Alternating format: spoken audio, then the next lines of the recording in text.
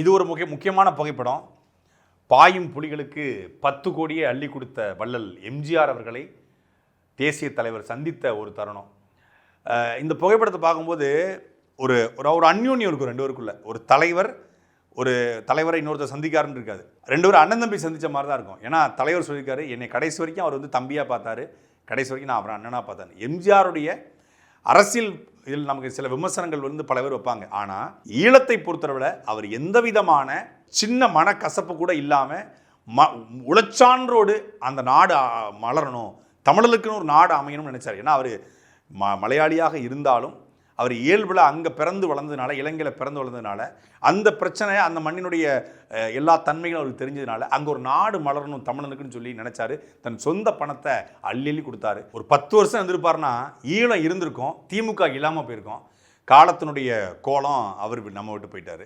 இதுக்கு அப்படியே நேர் எதிரான இது ஒரு 50 ஆண்டுகால வரலாற்றில் உள்ள புகைப்படம் அப்படின்னா, அதுக்கு முன்னாடி ஒரு 250 ஆண்டுகால தமிழர் வரலாற்றுக்கூடிய ஒரு புகைப்பட தொகுப்பு, ஒரு வரலாற்று தொகுப்பு அப்படின்னு சொல்லலாம். இது எல்லாமே வந்து இரத்தமும் சதையுமாக இந்த இனத்தின் விடியலுக்காக போராடிய தலைவர்கள். இன்னைக்கு நடிகர்கள் பின்னால் செல்லக்கூடிய ரசிகர்கள், யார் யாரையோ தலைவர்கள், யார் யாரையோ போராளிகள், யார் யாரையோ தளபதி, சின்ன தளபதி, அந்த தளபதி, இந்த தளபதி, நொந்த தளபதி அப்படின்னு சொல்லக்கூடிய ஒவ்வொருத்தரும் தெரிந்து கொள்ள வேண்டிய வரலாறு இங்கே இருக்கு. ஒரு மிகப்பெரிய ஒரு ஆவணம் மாதிரி இந்த இது.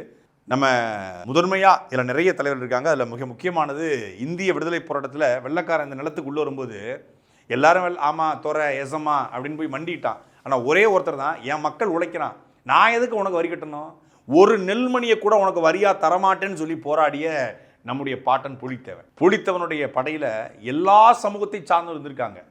புலித்தேவன் வந்து தன்னுடைய மனைவி இறந்துடுறாங்க, அவர் அழலை.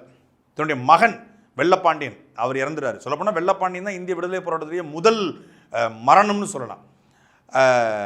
அவர் இறந்துறாரு. அவர் கலங்கலை. 2 பிள்ளை, ஒரு பொண்ணு, மனைவி எல்லாம் இறந்துடுறாங்க.